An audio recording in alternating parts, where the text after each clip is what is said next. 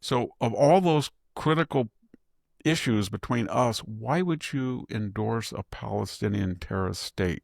Because that's what it is. Is that a pressing need of the Canadian people? Your Canadian dollar has fallen. It's about lower or the same as ours, lower. Why do you do things like that? And it's the idea that we always go after the misdemeanor because we can't deal with a felony. The felony is your economy is stagnant. You've got a very tenuous relationship with this country. You're not meeting your defense obligations. You're running up a surplus with your best friend. And now you want to recognize a Palestinian state and by de facto Hamas.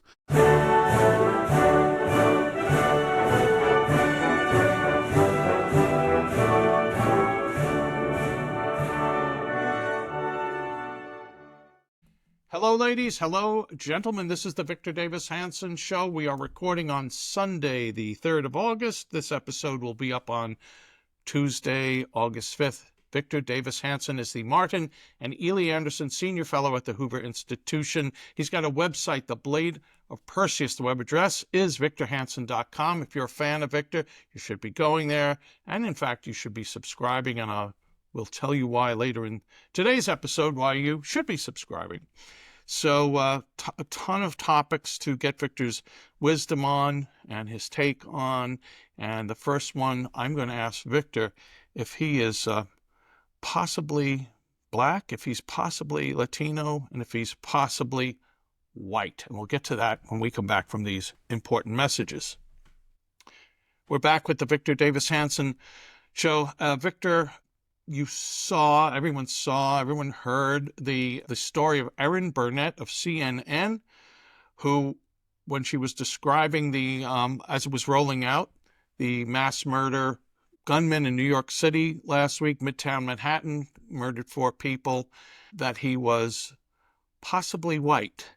Anyone who has eyes to see, Victor, even that one photo of this guy walking through the plaza in front of this building, no one would have said that. But for some reason, Erin Burnett and for some reason, CNN thought it important to inject this absurd race angle into this breaking story. What's your take on this, Victor? She's a dinosaur. Events have passed her over. The last time anybody did stuff like that on a major, that had major ramifications, it was when Mark Milley and Lloyd Austin pranced around in front of Congress. I think it was in 2022. And they gave the nation lectures on Professor Kendi's book on what they called that trifecta of white rage, white privilege, and white supremacy, and that they were going to ferret it out. They were playing for the Democratic members of the Congress. And then they issued the promised a report. The report, of course, came out. I think it was released sometime the next December on a Friday night. Found nothing. But the point they did is they destroyed recruitment for about 3 years, 4 years. In other words, forget what the generals and admirals said. It wasn't fatness, drugs, tattoos, gangs, competition from business. It was the attack on a rural, middle-class, working, white male profile who, as I always say, died twice their numbers in the demographic in Afghanistan and Iraq. And so they didn't want to join. In fact, there's about 3 or 4 peer-reviewed articles that the shortfall in military recruitment was almost entirely 90% attributable to that group. Not gays, not women, not Latinos, not black, that group. And so when people on CNN who have about a 500,000 person audience keep doing that, I guess they're going to get an audience of self-hating white elites and mostly self-hating, white-hating minority elites, because they're sure not going to get anybody on there when they see this guy and he's walking across Manhattan with a gun and he's obviously African American, and then they zoom into his picture and the reporter and the anchor talk about that he's a presumably white male. Then the only answer is that they want him to be a white male. And they want him to be a white male because that fulfills their narrative that they are, in her case, a wealthy, privileged, elite white woman who, from her perch in a nice zip code with good security and a lot of money, can pontificate about all these terrible white racists. And therefore, they just have to fulfill that narrative everywhere they can. And the problem with that narrative is it's counterintuitive now. It's not happening. If you look at the rare interracial crimes between black on white or white on black, it's about 8% of violent crimes that are reported to the FBI. And by the way, the FBI data really can't be trusted anymore because certain jurisdictions are open about the fact that they're not going to send their crime statistics to the FBI because it ends up on national websites and confirms narratives that they don't want to be read or heard about. But in any case, if you look at it, it's African Americans attack whites in cases of murder about 6-1, 5-1, and then assault and other things like robberies about 3-5-1. If you look at hate crimes in terms of percentage of the population, non-whites have a higher percentage as perpetrators than do whites, percentage-wise, not in actual numbers. And so they're talking about a narrative where they want to suggest something that is not statistically probable, or at least not as probable as the alternative. And everybody knows it. Everybody knows it. So why would they want to hear that unless they're very elite, wealthy, and they feel for career purposes that it enhances their trajectories? And I can understand it when you're in the academic world and you trash whites and you say this at the faculty senate, and then everybody thinks, wow, he's a really great performance art virtue signaler, and I might be chairman of the department or I'll be on a task for it. But it doesn't work in the real world. People are not self-hating. Everybody's tired of it. And when there is no more DEI, there's going to be pockets. There's going to be pockets of resistance. They're going to use changed names to preserve it. They're going to do everything because there's hundreds of thousands of people's careers who invested in racial prejudice and bias and preferences. But it's going on the way out because the people don't want it. There's a new narrative now, by the way, that African Americans and Hispanics have been polling that they don't like DEI because they think it hurts them. And I think they're correct on that, because when a person through merit makes a career success or achieves it, and somebody says he made it because of DEI, that's insulting. But it's not necessarily unsuspected that your person wouldn't conjure that. The other thing they don't understand is there's millions of lives of people that did not get jobs that were qualified because of the color of their skin. And most of these people came into adulthood way after the era of civil rights and affirmative action. And they don't understand why they were prejudiced against, because in their postmodern world of the 21st century, they didn't see racism. That's why they created all these words, systemic, insidious, etc., to show you that only special people like Professor Kendi could spot it.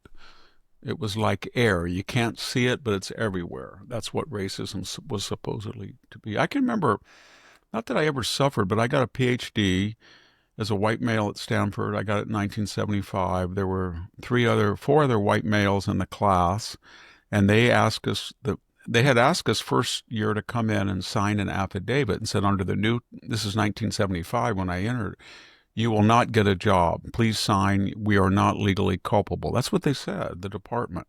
I signed it.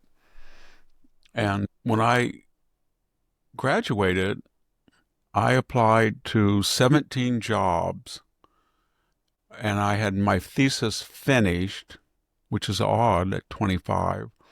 And there was a very famous historian, Emilio Gaba, was looking at it to publish, and they did publish it a year or two later. But my point is this, I got form letters. I didn't even get, at the American Philological Association, I think I had 3 interviews, and one person from the Naval Academy just said, we're not going to hire you. I said, why? He said, you did a great interview. We need to get a classicist that has a military history background. You're about the only one in the entire pool who writes about ancient warfare. That's exactly what we're looking. But we're looking for a woman, and we're going to hire a woman. And if you repeat this, I'm going to deny it." And I said, "Well, why did you tell?" "I'm telling you for your own good. Don't sit by your mailbox in Central California. I think you're going to get a letter." That's what he said. And he was right.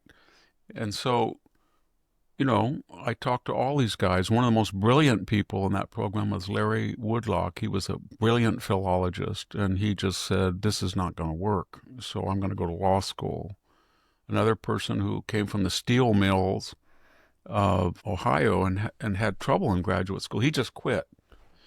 And then I just came back, and I was lucky. Jefferson said a farm is always a refuge for failure. So I came back. I remember the first week, a guy, I called him Mad Dog. He was crazy. He was a Mexican guy. He goes, "Victor, you go all the way to school on the coast, and here you are pruning. You're working like us. You should have just stayed put. You make no more money than I do." I said, I want to correct that. I make less than you do because we're losing money. So be honest.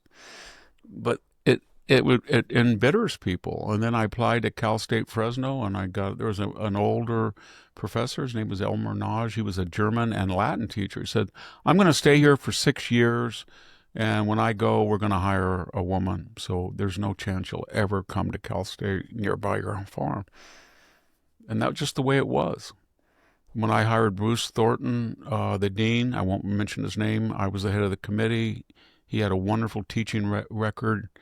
He already had a book published, and he said to me, "You're not going to hire this white male. I'm not going to waste this position on him." I said, he's got a great teaching. He's got teaching about, I don't care. You're not going to do it. And I said, "Well, you do your worst, and I'll do my best, and we'll see who wins." And we did hire him, but it was only through contortions and something. But my point is, I'm trying to say is, Jack, is that all of us went through that whole period, and then we were insulted by telling us, well, there was no prejudice, there was no non-meritocratic, it was just diversity, and you guys had it all made your way. And I'm thinking, no, the people who had it all their way were the people that were hiring us in their 60s and 70s and came of age in the 1950s and 60s, when there were hardly any minorities in the gene pool, and there was very little competition, and you could get hired as a professor, ABD, all but dissertation, almost within 3 years of going to graduate, and they were mediocre. So when I would be interviewed by people, they wouldn't have any books, or my colleagues had no books, no publication. They were white, but yet they were lecturing everybody why we had to be diverse. And I'd always say the same thing to them. "Why don't you resign? Step down and let somebody who's diverse have your place." It was a whole rotten system. And what I'm getting on this tangent, Jack, is that when somebody does that, this is a vestigial incident. There's no support anymore from anybody for racial preferences and for racial chauvinism. And all these dinosaurs think they can get away with it. But look at The View, look at the careers of Joy Reid, look at the careers of Don Lemon, look at the careers of all these race hustlers. They're going nowhere. Yeah, but do you think the prehistoric DEI, so 50, we're going on 50 years of DEI from your own experience. At least. So it's not going to hit a brick wall and die overnight. Do you think 10 years from now, the hiring will still be sort of akin to what you yourself went through? You know why? It's starting to affect left-wing people. And that's the problem. Yeah. Left-wing people who are wealthy and are from the right zip codes. Once the DEI came and trumped affirmative action, and it changed the selection processes so that it wasn't just middle-class white kids from Bakersfield or Dayton, Ohio who couldn't get a job, but it started to affect them. So my point with all this, these excursus rants, whatever we call them, is there were a lot of people over the last 50 years, not necessarily me, although I felt that affirmative action had hurt my career, but I was solidly middle class. But there were people who were not solidly middle class, especially where I grew up as part of an area where the Oklahoma diaspora is kind of settled. poor people from the South that were white and in many cases did not have the means of people who were non-white, and yet they were discriminated against and their lives were changed by it. And the white elites that were not affected because they had the means, the zip codes, the networking to circle around affirmative actions, at least until lately. Lately, when you have 9% of white males at Stanford admitted, you can be very wealthy and very connected, and there's not enough room for your kid, and now they're turning on DEI. But that's my point, Jack, is that I think that DEI has a record of a lot of people angry at it, and it was like sort of a rotten door, and it looks really pretty, and then somebody kicks it, and it shatters. Well, if it's got people angry, and then you got Harmy Dillon and others targeting these institutions for doing just that, yeah, headway is being and will continue to be made. But personally, I think it's going to take a while to leach out of this system. But hey, Victor, we have another race-related matter to get your opinion on, and then we've got a number of foreign policy issues to talk about later in today's episode. Victor, we talked briefly before we began recording, and I apologize to our viewers, listeners, for my I have some issues on this end with ye old and that's internet. because you're not strategically located in an urban metropolis as I am currently in southwest Fresno County. That's true. Yes. Yeah, I know you're teaming. And well, what's the population of 6,000 that I remember 12,000 as a bedroom community of Fresno. I think it's 20,000. It's creeping very close to my farm. Yeah, well, okay. Well, there was a really troubling short video I saw earlier today on Instagram, and it's of Dr. Luke Wood. He is the president of Sacramento State, and he was being interviewed, this is just the other day, and he talked about how he wants to eliminate whiteness. He believes whiteness is an ideology. Asked about, well, do you want to get rid of white people? No. Well, are white people evil? No. Well, if they're not evil, what's wrong? What's this about whiteness? Victor, two things. One, that this interview, I think, happened 3 or 4 days ago, and it's gotten barely any news, is an interesting thing. And the second thing, of course, as we've talked about in many other incidents, if this was school president Victor Davis Hanson talking about wanting to eliminate I would be fired, blackness or a Latino-ness or whatever. He should be fired. Yeah.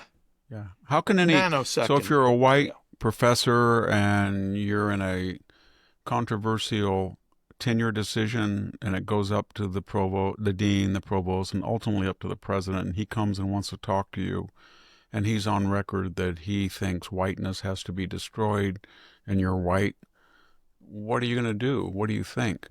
And of course, the old rule, if you just reverse the rule, we saw that with the Cincinnati beatdown.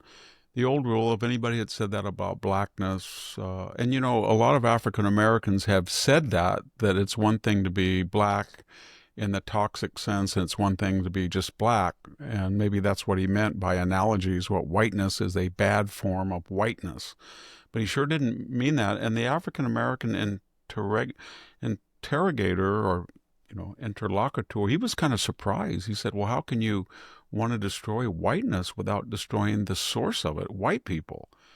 So what do they mean by whiteness? And from what I can tell about critical race theory, it goes something like this very quickly, that there are certain norms in Western civilization, especially in the British version that was so dominant in America, that we assume are normal and good and resulted in this prosperous, freest, most affluent country in the world. And they are things like punctuality, written contracts, transparency, independent judiciary, all these things.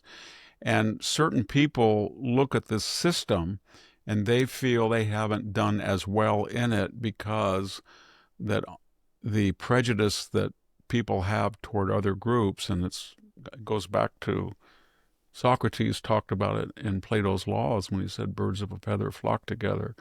But they blame that on the system, so he wants to destroy it and then do what? Replace it with blackness or brownness or yellowness? I don't know. He doesn't really say, although he's on record as a black educator, that you have to praise people even though by white standards they are not necessarily deserving of meritocratic praise. And what he means is that what are we getting at? It's critical race theory is what he's an adherent of. And it basically says that society's norms that make the United States function and made it the greatest, freest, wealthiest, most powerful country in the world, fairest, I would say, are all rigged by wealthy white men from the foundation of the republic. They imbued our system with their value. That is true. But when we look at other systems, I just want to know what he wants to replace it with. We have an Aztec tradition in Mexico. I can tell you there are certain things about Aztec culture that have evolved. Would he like to try? There was Shaka Zulu. He killed over 1 million of his own people. Would we want Zulu culture? What are the other traditions that have evolved that replace this? So when he says whiteness, can he give me a black paradigm? What blackness is that's superior or its equivalent should replace it? And what is it? They always do the same thing. They never define it. Why don't they define what whiteness is? They don't. He's just angry that he feels that this system has not benefited black people the way it has white people, even though it has. It has in spectacular fashion because, as I said, if you look at per capita income of black women, it's almost the same as white women. If you look at this person, obviously, and I've read his resume, I've heard of him, by traditional standards of scholarship, I don't think he's very impressive, but by his critical race theory standards, apparently he is, because he was picked there for a reason, I guess, to reflect a quote-unquote diverse student body. And what's he want to do? So you can't have a person there who says he wants to destroy or get rid of or eradicate whiteness. That's too Hitlerian. The left always accuses people of being Hitler. Now you have someone who voices a racial eliminationist rhetoric. And he can split all the hairs between whiteness and white people. But whiteness comes from somebody, and that's white people. And so when he says to a white person, I want to eliminate whiteness, the white person says, well, I kind of like it. And do you want to eliminate me? Just like if you say, I want to eliminate blackness, you go to a black person, I want to eliminate blackness. Well, I kind of like being black. I like blackness that radiates from being black. You want to eliminate me? So they won't do anything because academia attracts a certain type of timidity in people's characters. The board of overseers, the board of regents, the CSU regents, they'll look at this and they'll go like this. Okay, what is the downside of firing this guy and what is the upside of ignoring it? No brainer.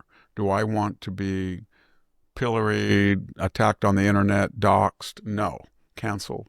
So that's what they're going to do. And all it's going to do is create greater cynicism, just like the lack of coverage of the Cincinnati beatdown or the city council woman who said they deserved it, just like the Jussie Smollett, the Duke lacrosse. It's not going to end.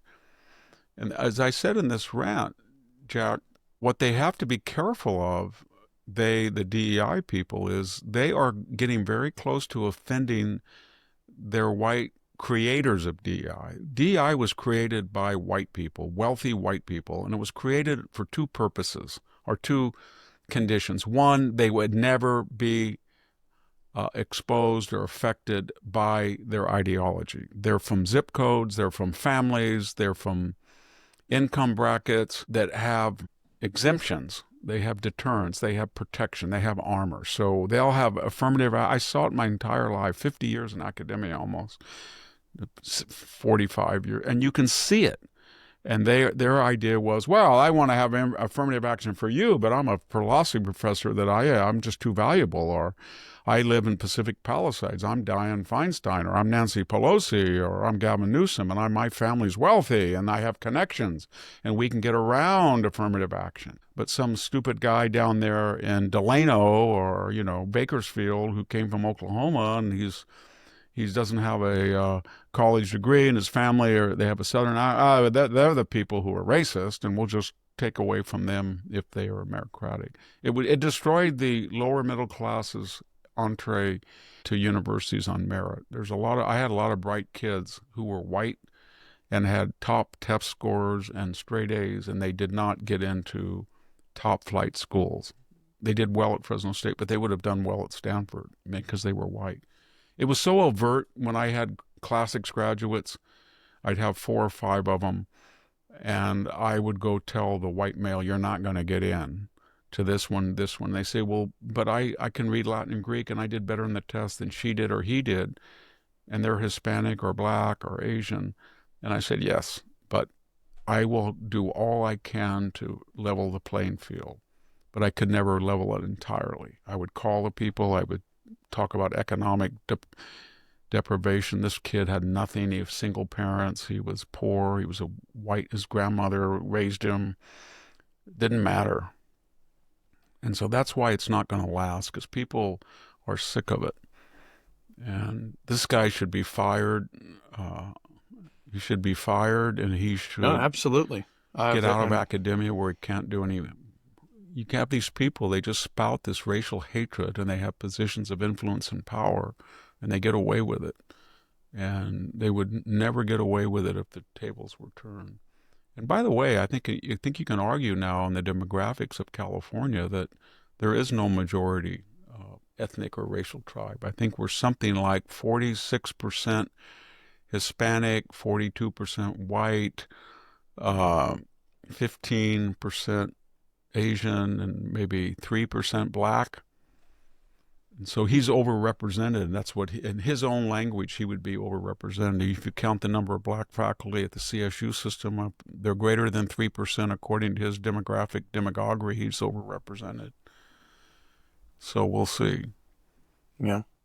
Well, there won't be any media. To see how the media covers this week from now. Well, maybe our media will give it attention. Hey, Victor, we have a couple of important foreign policy matters to get your take on, and we'll do that when we come back from these important messages. The greatest threat to financial freedom in human history is unfolding, and it's happening faster than most Americans realize. Right now, 134 countries, representing 98% of global GDP, are developing programmable digital currencies. These aren't about innovation, they're about surveillance. Every transaction tracked, every dollar controlled. This isn't progress. It's the systematic destruction of financial privacy. History offers a clear warning. When governments gain total control over money, citizens lose control over their lives. From ancient currency manipulation to modern authoritarian states, the pattern is always the same. Freedom disappears. Look no further than China. Today, 260 million people use a digital yuan that can expire on government command. And the IMF openly admits these systems can dictate what kinds of things people can own. Once cash is gone, so is the last barrier protecting you from government overreach. And that's why American Alternative Assets created a vital new guide, The Digital Dollar Trap: How CBDCs Threaten Your Financial Freedom.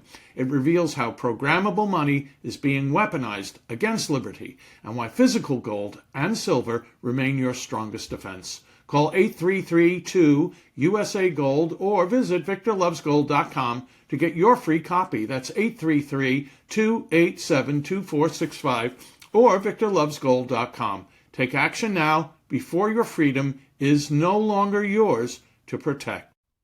We're back with the Victor Davis Hanson Show. I want to remind you, Victor's website, The Blade of Perseus, victorhanson.com is the address. You should be checking it out regularly.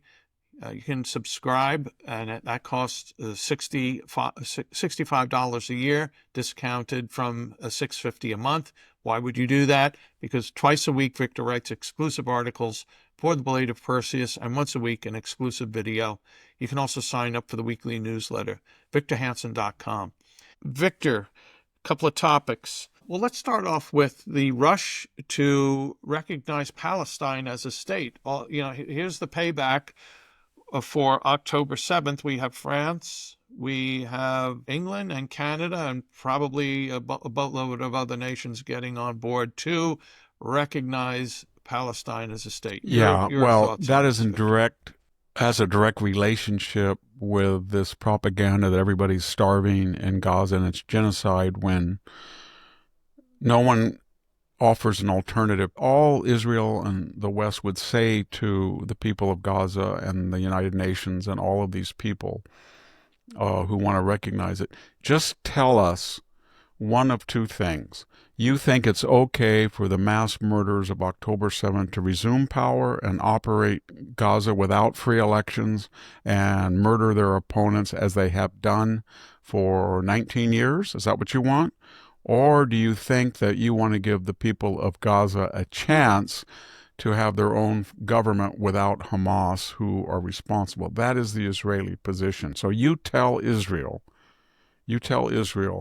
this is how you distribute food without having Hamas hijack it or get credit for it or run Gaza. Just tell us that, because they're illegitimate. They've never been elected after their first and final election. Just tell us. But it's easy to say genocide, genocide, genocide, but give us the alternative.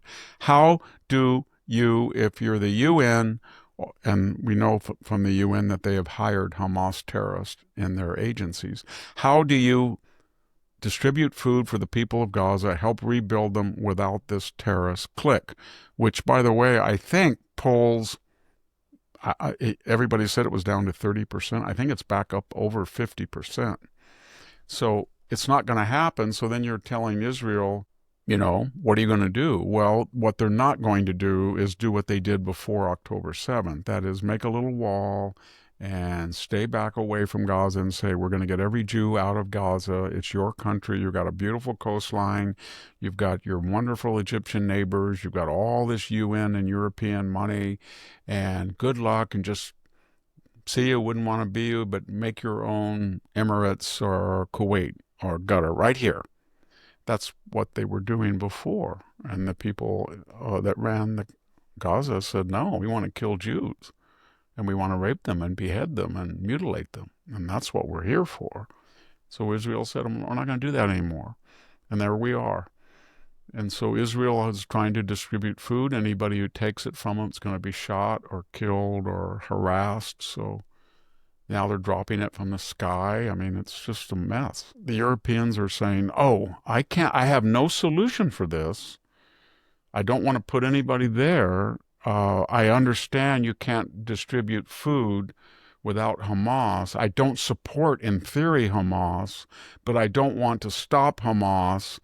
So I have no theory, and they don't listen to me anyway, but the Jews do. They're Western, and they care what I say. So I'm going to performance art virtue signal that we're having no genocide. And that's the word we're going to use.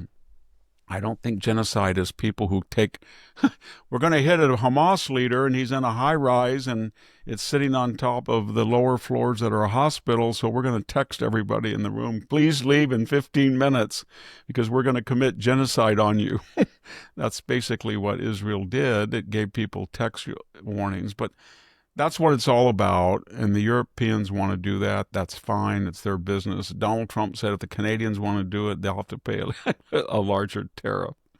He's starting to use tariffs in a way that I'm not sure is wise and hasn't been envisioned before, but whether it's penalizing Venezuela or now Canada. But these people, in a weird way, ask for it. Think of all the things the Canadians have problems right now. And if you're a Canadian, I'm not trying to bash you, but you're spending 1.37% of your GDP on NATO. You have for 11 years deliberately, flagrantly, insidiously failed to make your contribution. You are running a $63 billion surplus with the United States on trade, which is supposed to be the North American Free Trade Association. That was the idea. No surpluses, no debt. Everything would even out. You haven't been policing the border. So of all those critical issues between us, why would you endorse a Palestinian terrorist state? Because that's what it is. Is that a pressing need of the Canadian people? Your Canadian dollar has fallen. It's about lower or the same as ours. Lower. Why do you do things like that? And it's the idea that we always go after the misdemeanor because we can't deal with a felony. The felony is your economy is stagnant. You've got a very tenuous relationship with this country. You're not meeting your defense obligations. You're running up a surplus with your best friend. And now you want to recognize a Palestinian state and by de facto Hamas. And Hamas has just backed out of the hostage negotiations once you did that, and the Europeans did that because they think they can leverage the world now. And that was what you really needed, huh? That's what you really needed. Plus, the battle for Western civilization is happening there, and these Yeah, folks are all it's checking happening out there. on it. It's really a disgrace. Somebody wrote me an email and said, Victor, it's Gondor. That's what Israel is, right on the border of Mordor. I don't know if that's true or not, but that was kind of a dramatic allusion somebody sent me the other day. But the Europeans, they have fertility problems, they have open border problems, they have unassimilated Islamic problems, they have energy problems, and the world's becoming a bipolar world again. There's China and the United States, and China has an antithetical system to ours, and both systems are gaining power and economic clout, and the rest of the world is just, and we don't want that to happen. We have our western half in Europe and the former British Commonwealth, but my gosh, when they can't make a moral difference between a constitutional system with elections and tolerance and 2 million Arab. I'm going to ask the Canadians. 2 million Arabs live inside Israel. I've been to those villages. They're not even villages. And I can tell you they are freer and more affluent than anywhere I've seen other than the Gulf. So my point is this. How many Jews live like Arabs do in Israel, in Gaza? How many do? None. None. What if you were a Jew and just said, well, I don't know. It's kind of got a biblical homeland. There's a lot of very famous places in the Bible in Gaza. So I'm just going to walk across the border and I'm going to pay a fair price for that house out in the country at Gaza, and I'm going to live there. How long would you live? I don't think you'd live there very long at all. The other thing that's coming up, Jack, it's a peripheral matter. There'll be people in the United States who want to emulate that. Peter Berkowitz, a colleague of mine, has a review of the work of Tony Jute, who died. You remember him? He was a commentator on the Middle East. I think he was a European and lived in America, SAS. But he was talking about two types of Jews, and I think Tom Friedman have said that. And what you're seeing in the United States right now is a bifurcation of the Jewish community, 70% of which is on record of being liberal. And it's been working a long time, but they're shocked at the anti-Semitism. They're shocked at what they see on campuses. They're shocked at the demonization of Israel. And there's two reactions. One is, this is the historical homeland of Jews, and we insist on being treated like anybody else. And the other is Netanyahu. He's our Trump. He's our Trump. We got to disown him. We've got to disown the Hasidic Jews. We got to disown the Orthodox Jews. These are not liberal people. They're fanatics, and I'm non-observant and I'm liberal and all. I've lost all my friends on the faculty. I don't get invited to these parties on the Upper West Side.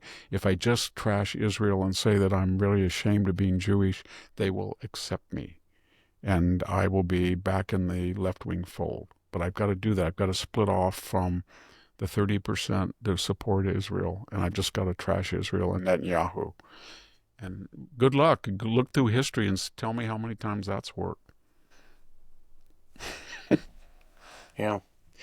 Hey, Victor, we're going to shift up to Russia in a second.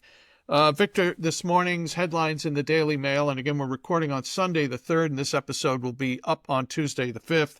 Russia's terrifying, quote, dead hand, end quote, threat as spiraling nuclear rhetoric leaves the world on the brink.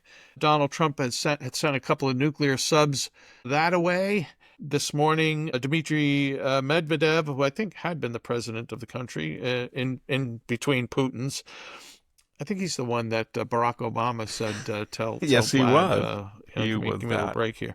Yeah, he serves as the country's Security Council, and he said the U.S. president should recall his favorite movies about The Walking Dead and remember how dangerous the so-called dead hand could be. Victor, are we looking at That brinksmanship? Are we can't looking at that BS issue came rhetoric? up. What's Remember your with take that brilliant on what's Stanley happening? Kubrick movie, Doctor Strangelove, or How I Stopped Worrying and Loved the Bomb. And it was about the doomsday Right, the machine that the machine that was Soviets going had, that to it was beyond the right, control of the Soviet apparatus. right. There were stories or rumors that the Soviets had done some kind of doomsday machine, that if the apparatus was wiped out in the Kremlin basement, then all these missiles went off. I don't think it's true, but it may be. And who knows in the age of artificial intelligence. But as we said elsewhere, that Dmitry, is that his name, first name Dmitry? Is that it? Medvedev? He was in trouble because he was prime minister. Then he switched with Putin as president, and he was on that famous hot mic with Obama. Tell Vladimir if you'll da da da da, which they fulfilled, as I said, the bargain. But the point I'm making is that he got in hot water for being the liberal or the reformer or the good side of Putin. So then he went to the darker side, and now he's to the right of Putin. He's a very useful idiot. So when Putin wants to voice the extreme position, the scary one, and he's the one that usually says they're going to hit London, they're going to use tactical nuclear weapons. If the Ukrainians sink another ship in the Black Sea, they're going to go after the Kiev and wipe it. All that stuff comes from him. The problem is that 99% of it is rhetoric and comedy, but we don't know which time the 1%, which is true, is there, especially after Russia's lost 1 million dead. I had somebody write and said, that's not right, Victor. It's casualties, not fatalities. Dead, wounded, missing, captured. 1 million, and then growing. I think it was 100,000 since the first of the year or larger. So we're getting to the point of this Verdun-like battle that Putin is going to get desperate to stop it. And he can't stop it because he hasn't, in a cost-to-benefit analysis, showed the people that around him that run and can depose him, that run the country, that it was worth it. And as I said earlier, Vladimir, we had Crimea already. Yes, but I institutionalized it. So we had it, Vladimir. Vladimir, we had the Donbass already. But I institutionalized our Czech. We had it, Vladimir. But I am sure that they're not in NATO. Czech, they weren't going to go in NATO anyway, Vladimir. But I went 40 to 50 miles westward. Vladimir, you lost 1 million Russian casualties to gain 40 to 100 miles of this country that will be perfectly fine, and you drove it even further to the west, and it's created a very lethal arms industry. It's not worth it, Vladimir. So you either go back to the battlefield and you go to Kiev and take at least half the country, or we're going to get rid of you, because you haven't performed the way that we thought you, and that's where his dilemma is. He's looking at that magic boundary that allows him to say that he won, and he's not going to get it. So he just keeps killing people, mostly his own. It's about 3-to-1 casualty ratio, and we'll see what happens. And Donald Trump has had to come to, I don't mean to be sacrilegious, a come to Jesus moment, because he understood that according to his own art of the deal philosophy, you have to act crazy and off-put your adversary in a negotiation. He's done that. You have to praise him alternately so you don't alien him. He's done that, but you also have to have leverage. And when you say you're going to come into office and solve the thing on the first day, and that Zelensky is corrupt, and that Joe Biden didn't know what, all have elements of truth, if not the truth, you still don't have leverage against Putin. He thinks you're going to cut a deal and give him half of Ukraine. So what you have to do is reestablish deterrence, and he's done that with Iran and beefing up the military, all good, and now he's restored the aid to Ukraine, good. I mean, the mega base doesn't like that. It's very costly. Donald Trump's very dollar conscious, but he got to get that leverage to cut a deal. And the deal he has to cut is he has to tell Putin, you're not going any farther west. It's just not going to happen. And then people in the MAGA base will say, okay, Victor, we don't really want to die, so he doesn't go farther west. That's his problem. Yes, but we saw what happened to Afghanistan, which was far less important. Nobody in their right mind cares about the Taliban. We do care about the women and reformers who were either shackled into their homes or killed by the Taliban. But it's not a strategic piece. It had value, Bagram Air Force Base, but it was not strategically a part of Europe as Ukraine is. And you lose Ukraine, it will be like losing Kabul, only on steroids. It'll destroy NATO's credibility, and yet to keep feeding it so it survives is contrary to the whole idea that you're protecting American borders rather than some far-off country's borders.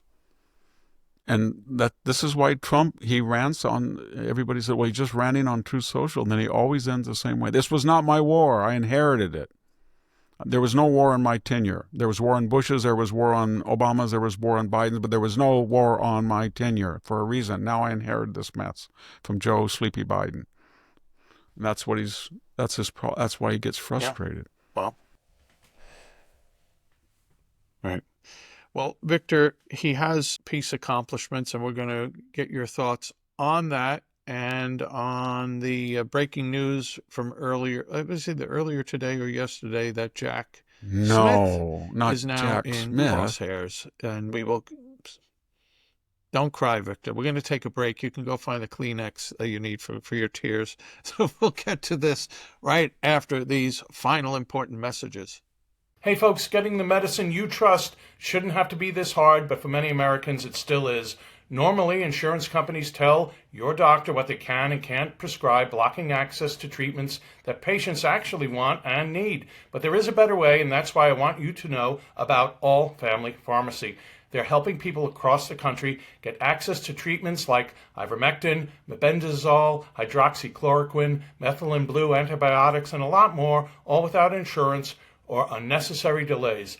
They've recently lowered their prices to make it even easier and more affordable for families to stock up and stay prepared. The process is simple. Fill out a short form online, a licensed doctor reviews your request, and your medications ship fast to your door in just a few days. If you believe in medical freedom and taking charge of your own health, this is the pharmacy for you. Check them out. Get what you need to protect your family. Go to allfamilypharmacy.com/Victor and use the code VICTOR10 to save 10%. We are back with the Victor Davis Hanson Show. Victor, let me read this from a Fox News headline. Cambodia to nominate Trump for Nobel Peace Prize for ceasefire with Thailand. So this is in the middle of the story. It goes, Israel Prime Minister Benjamin Netanyahu said last month that he's nominated Trump for the Nobel Peace Prize. And Pakistani officials said in June they would recommend him for the award for his role in helping to end its conflict in India. Trump urged a ceasefire last week when he spoke to the leaders of Cambodia and Thailand and threatened that the U.S. would not get back to the trading table with the Southeast Asian countries until the fighting stops. A ceasefire was negotiated in Malaysia on Monday, ending the heaviest conflict between the two countries in over a decade. The Nobel Peace Prize, Victor, as we know, has been given. Have you ever read the Nobel Prize citation for Barack Obama? As soon as he got elected, in 2009, they gave it to him. It says something. It has no data. There's no achievements. There's no record of anything he did. It just says for helping facilitate or lessening tensions in the world among the world leaders, or he was the one we have been waiting for. It was maybe embarrassing. Just his mere if you look at Donald Trump, peace. He stopped the war temporarily from the Congo and Rwanda. He stopped the Thai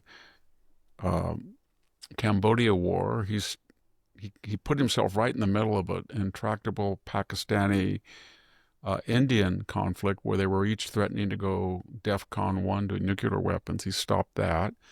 I think you could argue that there is no Iranian-Israel war and there's not going to be any missiles exchanged because once he came into office, he basically told the Iranians, we're not vindictive, we don't want to go after you, but we're going to let Israel take off the gloves. Whatever they need to do, they're going to take care of business. And if they don't have the wherewithal to get rid of your nuclear program, we'll do it. And they did.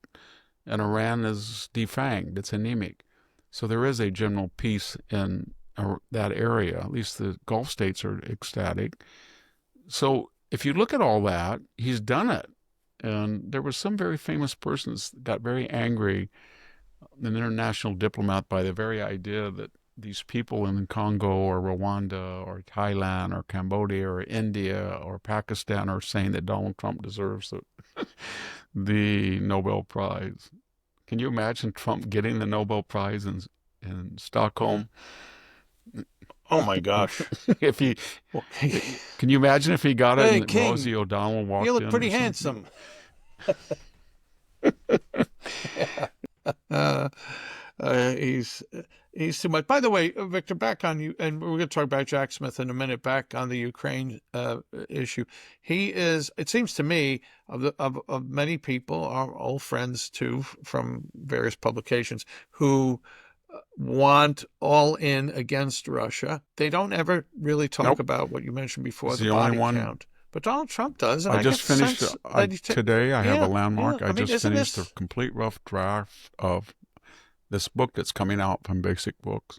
Comeback: The Fall and Rise of Donald Trump and His MAGA Agenda. And I got a whole section just on that, on the Ukraine war. I went through all of the literature. No one, not left, nor has ever talked about the human cost. I looked at about 10 Trump references to rallies, to interviews, to Truth Social posting. Every one of them is, we've got to stop this insane waste. This is just horrible. We're killing, these people are dying. They just, every night. And then Trump, he even posted, remember when he said, I went into the First Lady Melania and I said, I had a wonderful talk with Vladimir Putin. We get along great. And then Melania said to me, and this is Trump posting that, that's funny. He just blew up another building last night and killed a bunch of people. And he said, all he does is talk, talk, talk. I think he's, playing me. He said that.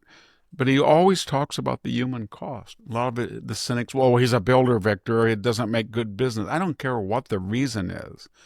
He's talking in humanitarian terms about something that is larger in its lethality and deleterious effects on human life than the Battle of Stalingrad.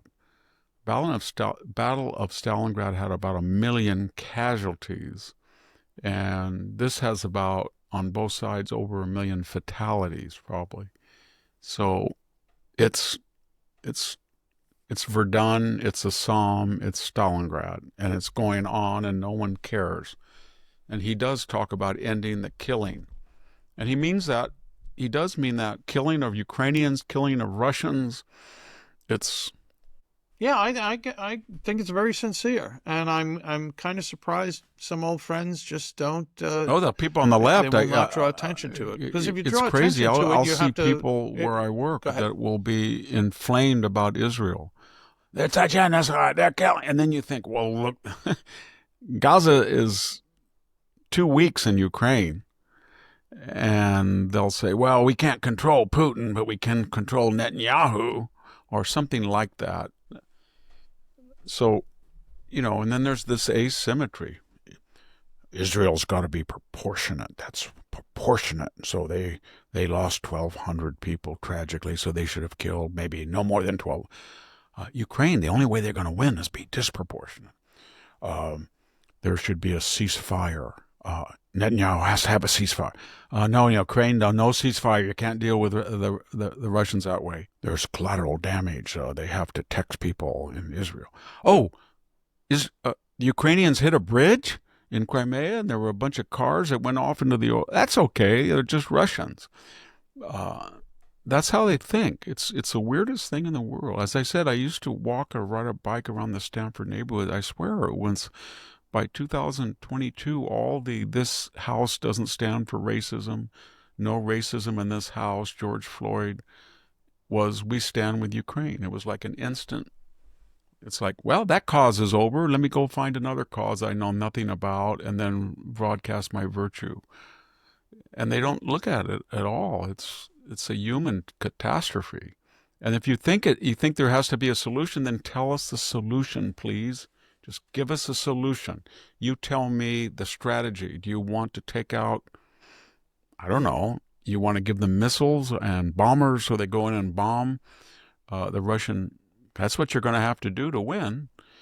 And I think in the Cold War, there was a little rule that said when you have a proxy war between two nuclear powers, you do not use your proxy to hit the country or threaten your rival. So Cuba's a proxy, but you don't arm Cuba with nuclear missiles to hit the U.S. mainland. And then the Russians said, okay, then you don't use Turkey to use nuclear missiles to hit us, and we took them out. Vietnam, we don't use Vietnam to hurt the Russian mainland or the Chinese mainland that was supplying them. That was all established in 1950 when MacArthur wanted to either use depleted uranium radioactive material and sew the border between along the Yalu River so the Chinese couldn't come across, or he wanted 30. We didn't have 30. Maybe we did by that time. Nuclear weapons to bomb the Manchurian depots, loading zones, assembly areas, and factories. And Ike said, and he wanted theater commanders to have the ability to use nuclear weapons. Ike said, Truman said no, and then Ike said no. Ike in 53 said no, Truman said no, and MacArthur kept saying, there's no substitute for victory, and Truman said, you're gone. And then Ridgway said, we don't need nuclear weapons to get back to 38 parallel. But my point is that has already been established, that when you have a proxy war, you can't arm the proxy to hit strategic targets in your nuclear rival's country, even if that's justified strategically and morally. And that makes it difficult. And they don't talk about that. They don't talk about that. Victor, let's wrap this up today with your thoughts about the fact that former special prosecutor, maybe we should even have called him an illegal There is no special statute anymore prosecutor. for special prosecutor. There seems to be no basis for his position.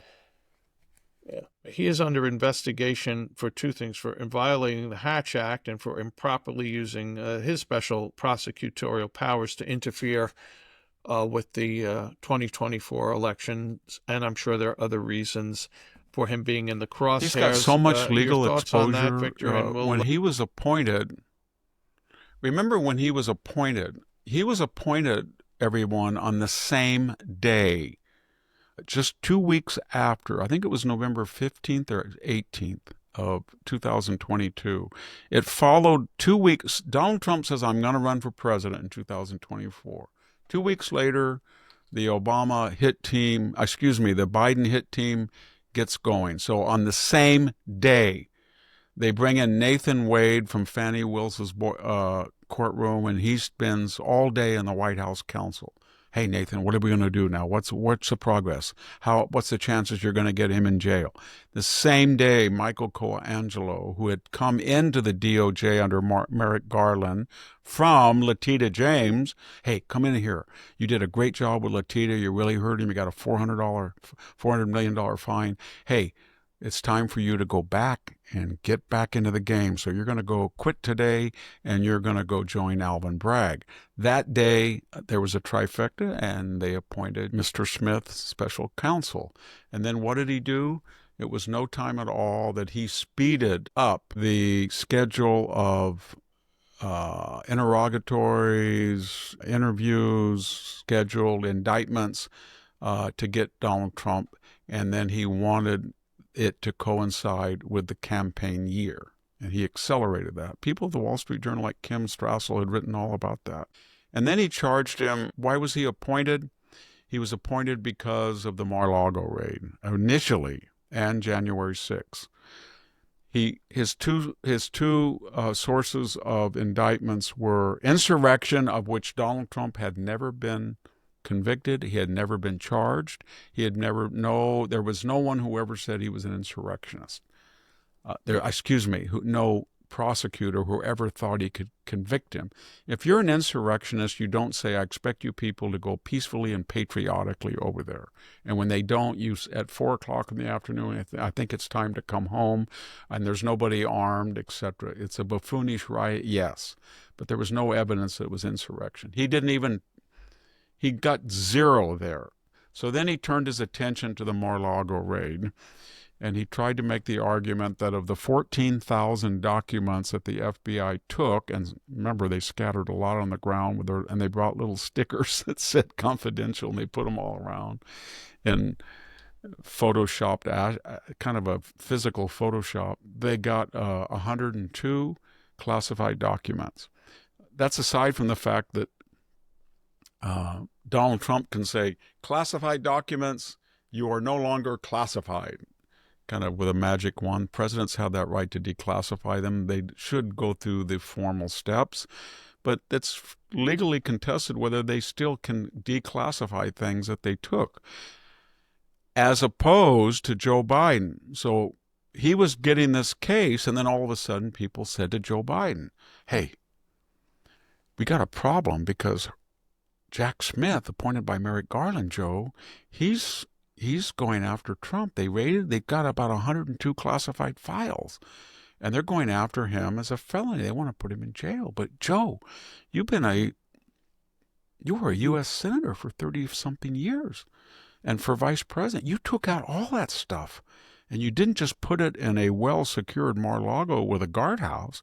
You put it in your garage. We even got a picture of a box falling over with stuff in it. You put it in your vice presidential office in D.C. You put it in your home. And you know what, Joe? It's even worse. Your ghostwriter, who had no security clearance, you were on tape saying, I'll get in trouble for this, and you discussed your classified material you illegally took home to write your memoirs. He did. And worse, Joe, he destroyed it. If they asked for it, he wiped it clean because he was afraid it was going to be hacked. So we got a problem. So then at that point, remember what Joe Biden said? Hello, I'm the lawyer for President Biden, and unlike Donald Trump, he was very bothered by the fact that it slipped his mind that he might have a few classified documents, but not flagrantly so, and they didn't resist like Donald Trump. He came forward. No, he came forward after 35 years only because people were going to say to him, you hypocrite, you're going after the ex-president and your likely rival in the next presidential election to destroy him, and now you've got more culpability and exposure than he does, so you better volunteer so you can at least say you volunteered and Trump resisted. And that's what he did. And then we had Robert Hur, and Robert Hur was castigated for being too hard, but he basically said, if you listen to that tape, the guy doesn't know where he is. And if he testifies, he's going to seem like an old, befuddled man, and no jury will convict him. Mr. Hur, you're a lawyer, a prosecutor. It's not your job to psychoanalyze the jury and predicate your indictment on whether you think it'll be an easy or hard case. It's based on the evidence, whether he did something wrong, and he obviously did. So your job is to make the case to the jury, even if you think you're going to lose, if that's the right legal thing to do. And yet he didn't. He let off his ghostwriter. And so then they went to Donald Trump and they found nothing. You know, that thing was going to go out because it was never going to work. You can't have a sitting president and an ex-president and two twin special prosecutors, and one is telling the country that the president of the United States is demented, therefore he can't be convicted. And the other person is cognizant, and therefore he can be convicted when they have the same exposure. And then people said almost immediately, okay, so Mr. Hur, the president of the United States is too cognitively disabled to perform the functions of a defendant in a courtroom, but it's okay that same person has his finger on the nuclear button. Is that what you're telling us? And then they said, the Democrats, remember all them Adam Schiff, oh, this is terrible, he slurred. And you thought, well, why don't you guys celebrate that he let Joe Biden off? No, he defamed him. Kamala Harris, I saw him, he's clear as a bell, sharp as a tack. And then they said, just release the interviews. And then what was really dirty is when Hersh said that he didn't know the date in which his son, Beau Biden, died, and he wanted to know if he was vice president or what. And Joe Biden came out to that. That is terrible. He brought that up. He brought that up. The way it wasn't, when you look at the transcript, not the transcript, but the tape, it was Joe Biden who brought it up. Joe Biden brought it up. He said, "Oh yeah, that was when Beau Biden was. He brought it up." So the whole thing was a mess from the very beginning. And then there's a final little fillip to it, Jack, is that when he was in trouble, and people were starting to say that he had been unprofessional, he went to a law firm and got $150,000 plus in free legal advice, who was not billed for it. He didn't report it as income, and he didn't report it as a gift, as special counsels have to, so that they're not disinterested. And then, of course, we had his wife, and I'm doing this by memory because, but his wife, I think, was a left-wing filmmaker. Didn't she make a puff piece about Michelle Obama, a documentary? Yeah, I think she did. So he was not disinterested at all. And he had that record. Was the guy's name McConnell, the Virginia governor that he went after, Bob McConnell? Yeah, he was a good governor. Oh yeah, and they. Who was? I had a Mac wrong name, but he was the governor of Virginia.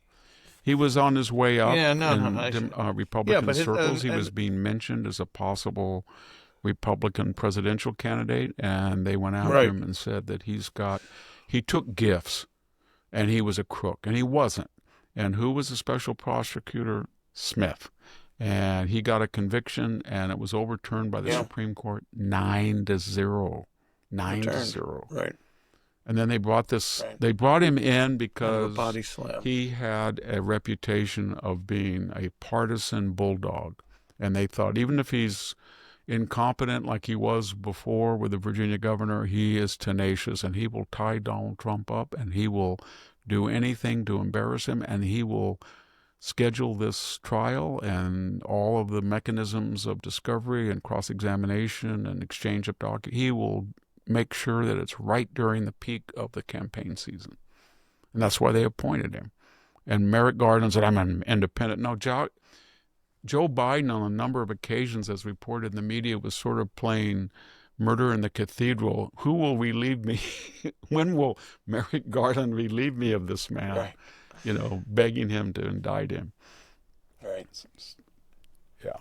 Yeah. Beckett. Great movie, by the way. Richard Burton was... He was always good in everything he did. He was so good in that movie. He was spy who came in from the court. Of course, Beckett... Yeah, Beckett was a priest, and I think that performance was one of the best performances ever of a priest in a movie. And Burton he was a himself Welshman, I think, was a raging atheist. There's something about it. He had kind of a cynicism about all of his roles. He was cynical, or skeptical. He really transmitted that. He effused that, and that was really good. He was a classically trained. Yeah. I'm just getting off topic, but we've been watching Foyle's War.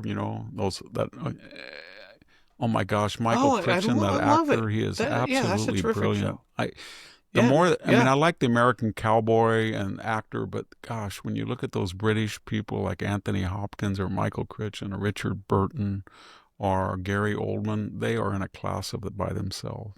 Gary Oldman is an absolute certifiable genius, as an actor. And so hats off to the British. I mean, they have all sorts of trouble in their country with immigration. They have all sorts of trouble with everything but energy and the economy. But one thing they do not have trouble with is producing the world's greatest actors. Yeah, amen. Well, Victor, we're crossing the finish line here. I want to thank our listeners, many new listeners, many new viewers. One of the shows the other day, you and the great Sammy Wink, had like 220,000 people. So if you're coming back, thanks. I apologize for the You've got to start to. We did our part there to make. My wife and I bought a Tesla, and I'm speaking on Starlink. for all the fall of Elon Musk, I still admire him. I admire everything he's done. He overreached in politics, but he should be forgiven. I hope he and Trump can get along. They're going to need each other for the midterm. So go patronize him and get a Starlink. Well, patronize, I will.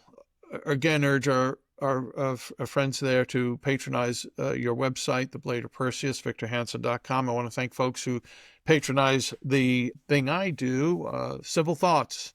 I do that for the Center for Civil Society. And what is that? Well, Civil Thoughts is a free weekly email newsletter. It comes out every Friday, 14 recommended readings, totally free, not selling your name. I know you're going to like it. I get a lot of emails from folks who watch this show, listen to the show, who are subscribing, and they truly enjoy it. Go to civilthoughts.com and sign up. It's easy peasy. The other day, Victor, as many shows, you talked about farming, and here's one comment we'll read to take us out.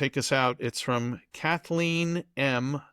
5936, and she writes, Mr. Hanson, farmers have something that their wealthy bosses will probably never have, a truly intimate relationship with God.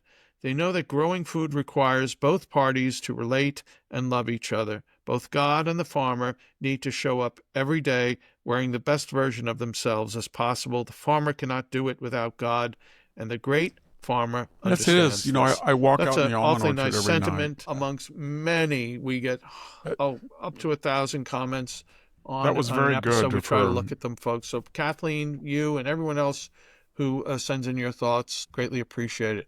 Victor, you have been terrific. As ever, we will be back soon with another episode Thank you, everybody, of for the Victor listening. Davis Hanson Show. Bye-bye.